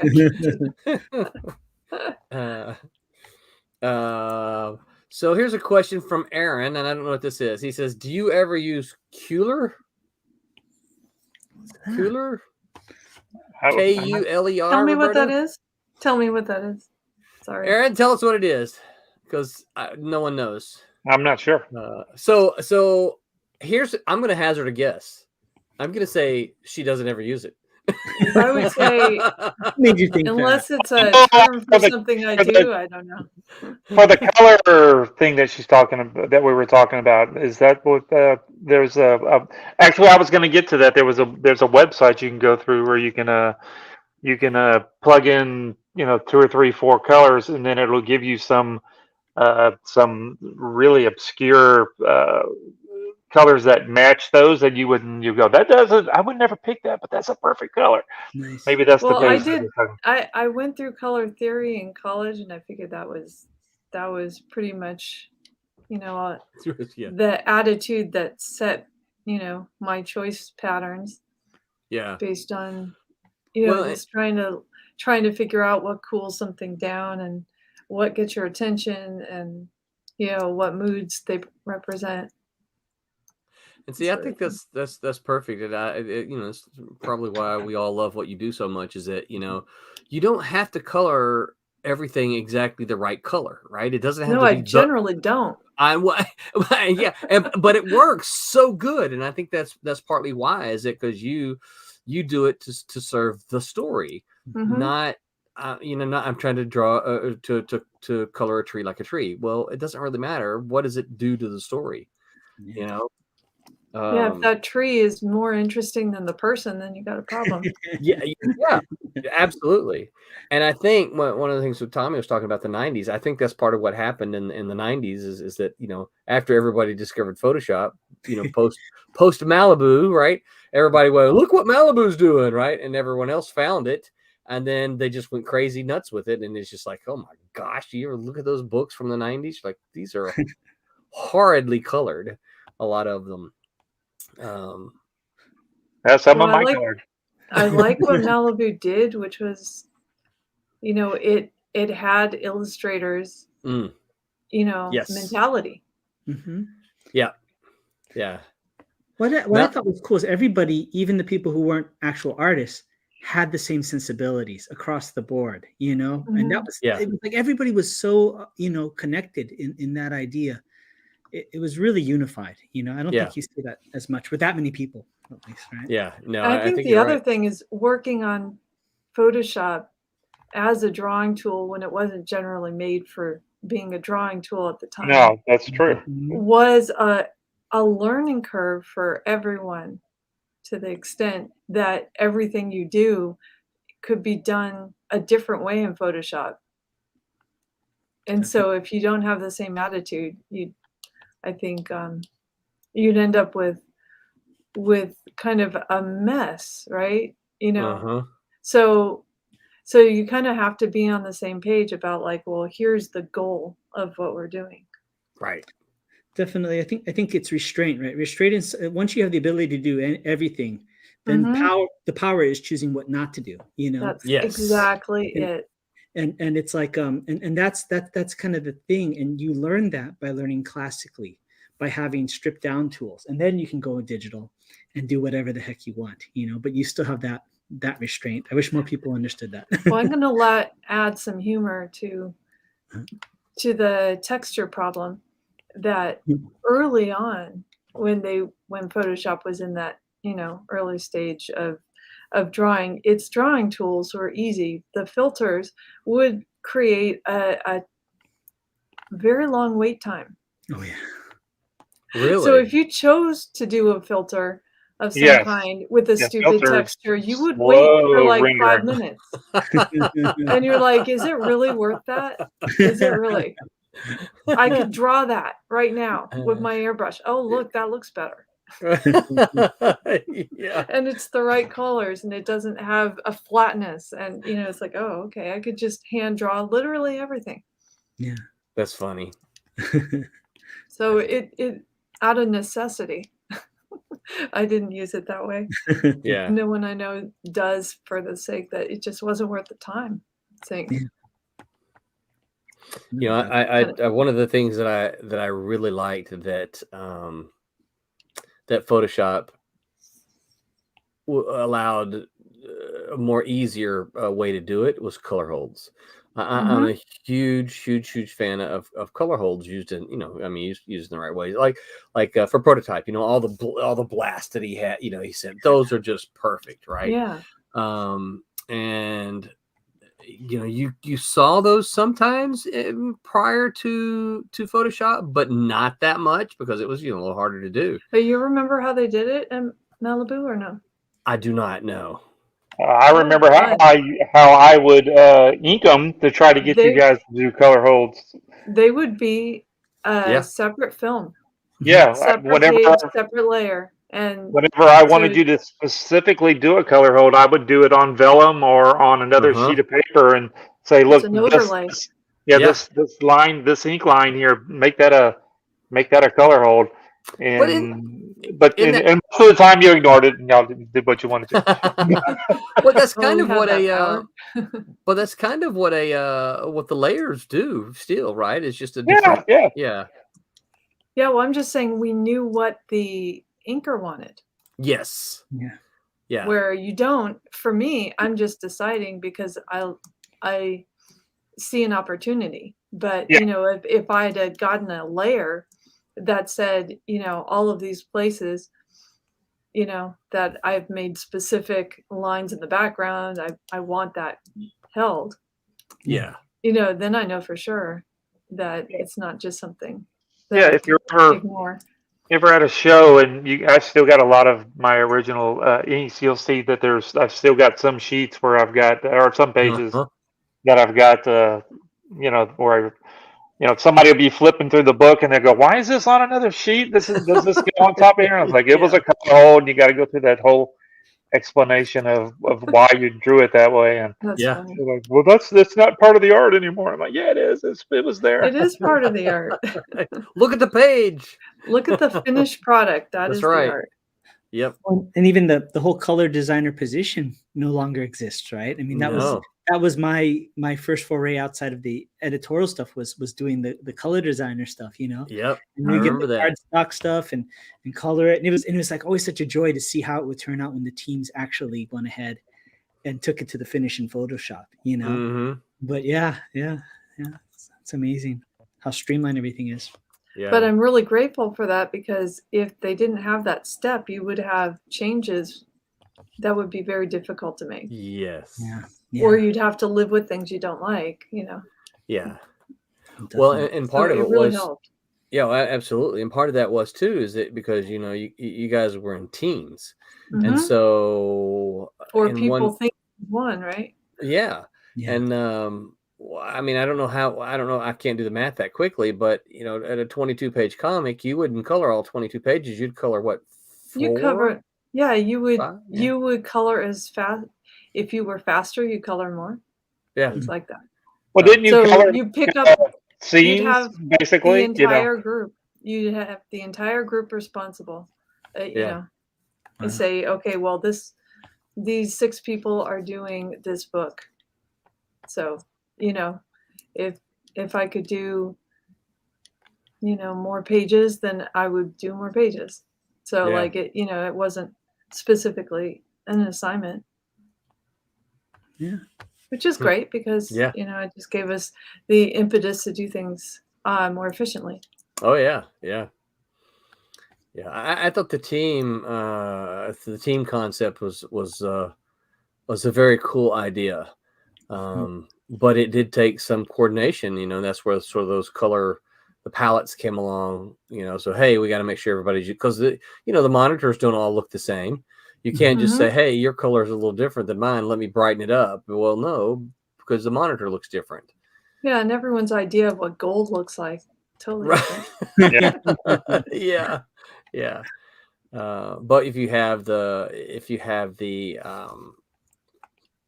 palettes, then there's no guess as to, okay, well, this is the Nightman blue, right? Because Mhm. the palette Yeah. says it is. So, all right, I got Fruit Bat 36's page here, and it's a little pixelated because it's a low res here, or blurry, I should say. That's See if fine. I can't We can still see it. share. Share screen. All right. So let me see if I can't go solo for that. So, Ooh, cool. yeah, this is a page from Wolf Hunter. I like I it. gotta make It's a it very pick up. vintage look to it, which is totally with the I story. want to play chess now. It's nice. That's great. Cool. Wow, it looks great. Yeah. Yeah, it looks So nice. yeah, this is from say Wolf Hunter. This is Tim TK, who is the Tuesday night host, and the penciler is AJ Cassetta with John Martin inks, and then Martin Mertonen is doing the colors. That's So great. Yeah, I don't know why John Martin inks make me think Doc Martin inks, but Doc Martin. Sorry. I just said that in my head. I was like, yeah, John's fantastic. You're gonna give them a complex, don't Yeah. It looks good. Yeah. So what do you guys think? Any thoughts? I like the top panel a lot Yeah. because it has almost a fisheye very moody. look to it, and really, yeah, it just draws you right in. Yeah. And I think like what Roberta was saying about not just having the talking heads, and one thing with storytelling that's so nice is it's also about movement. It's also about pace, right? So having that third panel where he's taking this big motion that opens up, and you can actually, if you're really looking at it, you almost feel a little bit more open and relaxed when you see that panel before it tightens back in the panel 4. And that's just storytelling, Yeah. which is great. It's great. And then that panel there with his hand through his heads. I mean, putting that overhead makes him look smaller, makes him look vulnerable. If you put the viewer underneath looking up, he would actually seem more angry, more empowered, right? But this gives him a very vulnerable feeling, and there's no background, right? But that's okay because, like you folks, It's already established. Yep. Yeah. And that's the storytelling. Right he feels more alone. And there. he might be thinking or saying something too. Yeah, exactly. There's No, it's room great. there for that. Yeah. I think this is a good example. Of course, this is not the colorist didn't do it, but AJ did it. To establish. We get a longer shot. We see the two characters sitting face to face in I guess that's some kind of doctor room or something. But then, so we've established and we know where they are. So then we cut in and we see this guy. We don't have to see all the backgrounds now because you already did it. We've already done it. Yeah. That's enough. Yeah. There was a great video. Fruit Bat said, he's still working on the bottom panel, but it's great. The colors are great too. I love that kind of golden hue. I mean, that tells us it's afternoon, right? I mean, a couple of the clock, but I mean, it tells us that even though they're indoors, we kind of get a time of day. At least that's the way I'm reading it. Yeah. That's great. Yeah. And also I think too, one of the things it does is, this is set in the 1940s. So it really kind of, for me, it kind of captures that 1940s mood and feel, you know? Yeah. It's like sepia tone kind of. It's great. So, yeah. So good job, Fruit Bat. That's great. I love how we can look at each person's books and they're so different. I mean, it's like it's a different feel, I love that. There's so much variety. That's always so cool. Yeah. Well, that's why Silverland is a genre spanning. There you go. I love that character. He's so funny. Yeah. Oh, the one on the screen now with Tommy. Yeah. See, Michael is so good for this. You can No, just see come on.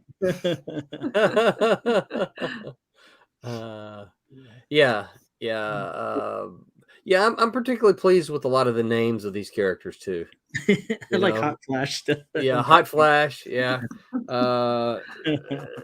the Buckshot and One Round Kid. Right. He literally carries one round of ammunition, but he's kind of round. And then there's See-Through Man, right? Yeah. He's not the invisible man. He's a see-through man. That's great. That's So, yeah, there's and of course the villains are equally, there's the dire louse. There's Okay, I didn't know that one. yeah, Oh, that's great. the dire Good name. louse. There's that name. even better. There's G-string. Oh my god. Oh, man. He's nude. He's equipped with a fiddle. Yeah, a violin. Yeah. Oh, that's great. Uh, Those so are great yeah. names. It's hard to get original names nowadays in comic books. I mean, it's like almost next to impossible. So it's great that you have so many original ones. Yes, it's fun. I've got a I think Tommy, did I send you a lettered PDF of the over the pencils? Yeah, we'll say yes. Okay, I think you did. I don't know if I've because You read it? Well, because you got me jumping around from I know. thing to thing. It's like, I don't remember. Yes, What? yes, you did. Well, so Haley's coloring this, right? She's just started working on it. So I did send her today the lettered version of the pencils. Oh, cool. Yeah, so she's got the whole story that she can read and kind of see what's going on. So Yeah, she's going to do a great job. yeah, I think so.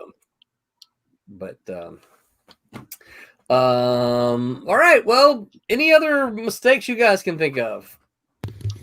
Please don't put black in your colors.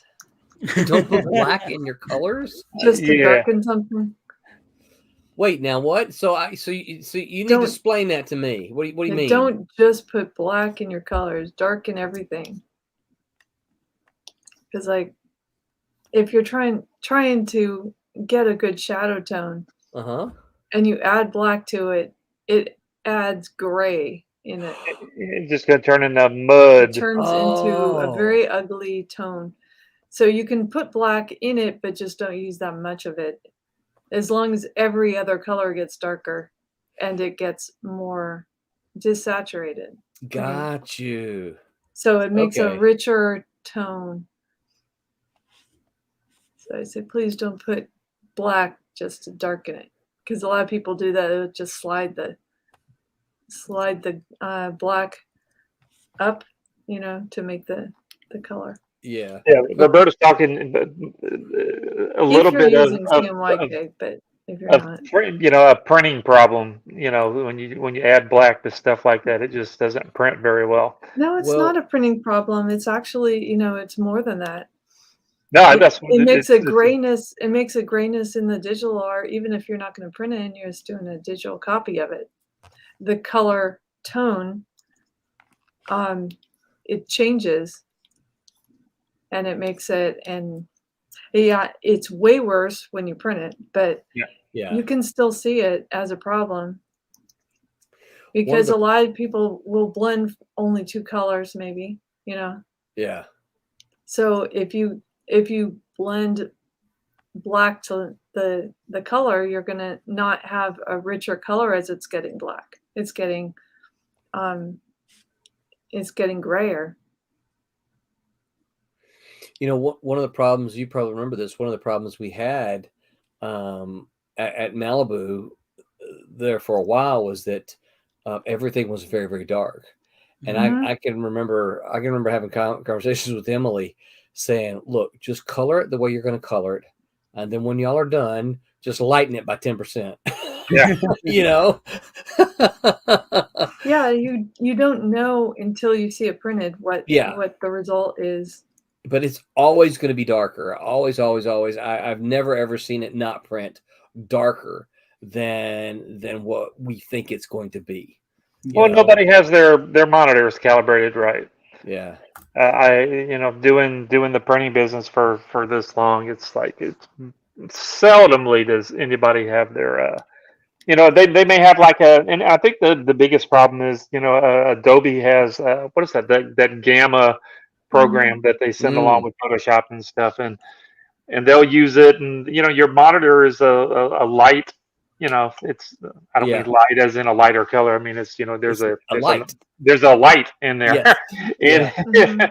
And when people tend to have home printers or whatever, the people are calibrating their printer to the screen rather than the screen to the printer, and yeah, you just Mm-hmm. get a mess. Yeah, Yeah. and so they got well, it's like their TV at you're watching your TV. Uh-huh. You've got that sucker, the intensity cranked up, and you got it really bright, and because it looks really good, it looks really pretty for your eye.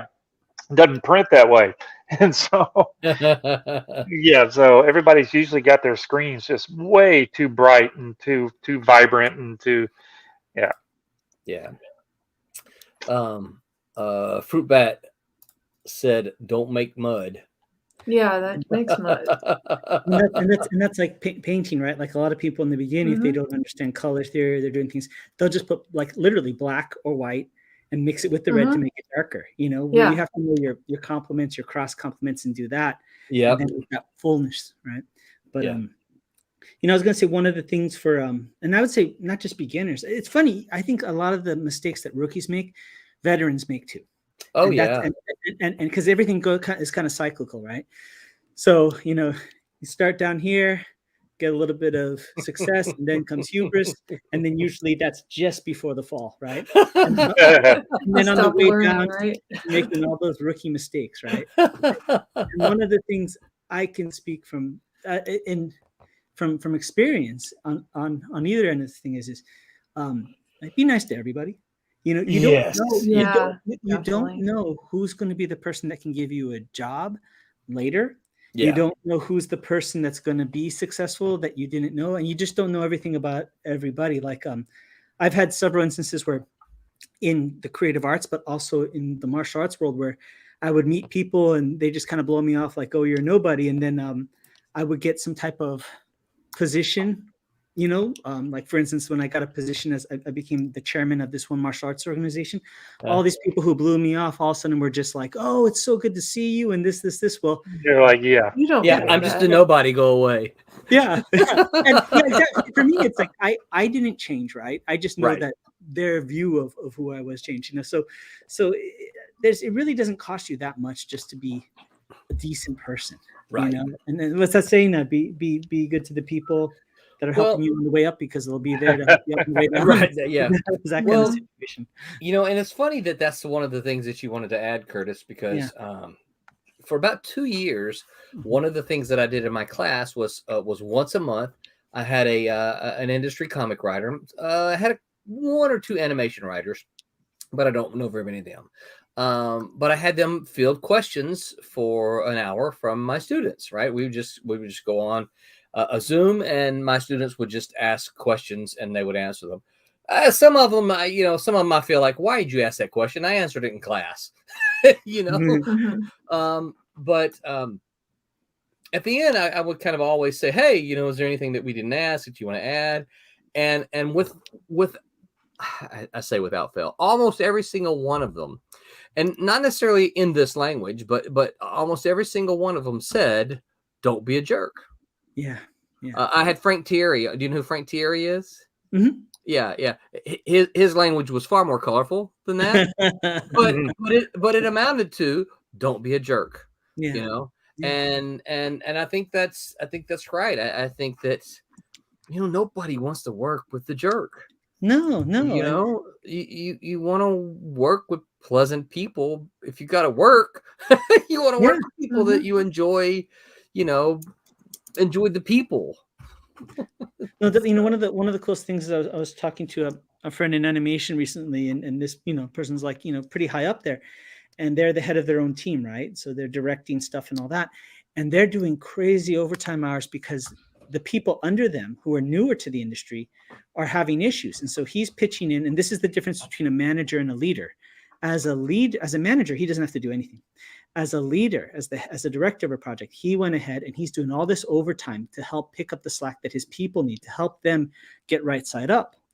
And what he told me, I thought was so fascinating, and he's very accomplished. But what he said is, he goes, "So it's great you're being a leader." He goes, "It's not just that." He goes, "I don't know which of these guys are going to make it big.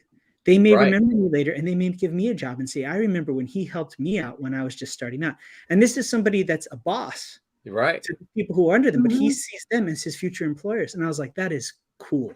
because that day will come. It happens. It happens Oh, sooner yeah. than you know. You know. Yeah.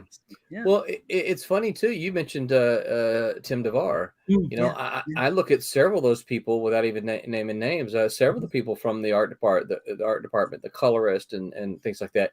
And you look at the jobs that they're doing now, and you're like, wow, they're directing these animated shorts or these cartoons, and like, holy crap, I knew them when they were doing this, So you're right. You just and look, Hank Knaltz for 24 years, a VP there at DC Comics. It's thanks to Hank that I got to visit the DC Vault. And I'll say, networking wise, the best time to reach out to somebody is when they lose a job or something like that. They will. I've done that with multiple people, and that's usually when people scatter. Is when somebody who's been in a position of power loses it, then they scatter. I'm always the one to go running because one, they want to hear from somebody that's friendly. Yeah. Two, they have the time to take my call. Right. And three, they're going to remember it later when they get back to the top. And you're not asking them for a favor. No, not at all. Not at all. That's the thing is that Hank's no longer the VP at DC Comics, so you reach out to him now. He knows that you're not asking for some favor from DC Comics. So and there's obviously there's a lot of that too. So you got just be nice to people. Yeah, don't be a what? Don't be a jerk.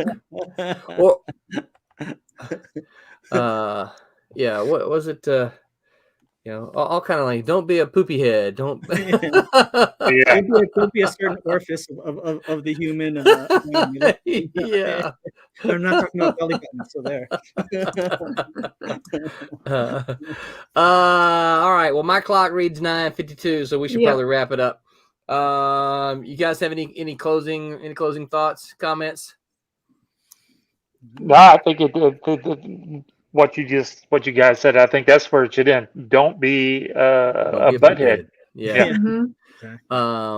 That's a good beginner mistake. People being pains in the behind. Roberta, where can folks find you online? You can find me at Facebook and Instagram. If you look under Roby Conroy, ROBI, you'll see me there. All right. Thank you. Curtis, what about you? Where can folks find you on the interweb? Actually, my neighbor's dog's going crazy, so I'm going to hand it over to Tommy. He paused himself. Go to Florimonte is spelled FLORIMONTE. Just look for me anywhere and everywhere, and you'll find me. I keep telling people I'm going to do some TikTok things, so I'm going to put some stuff up there. I know I'm not an 18-year-old girl that looks cute and stuff, but I'm still going to put some videos up there. So yeah.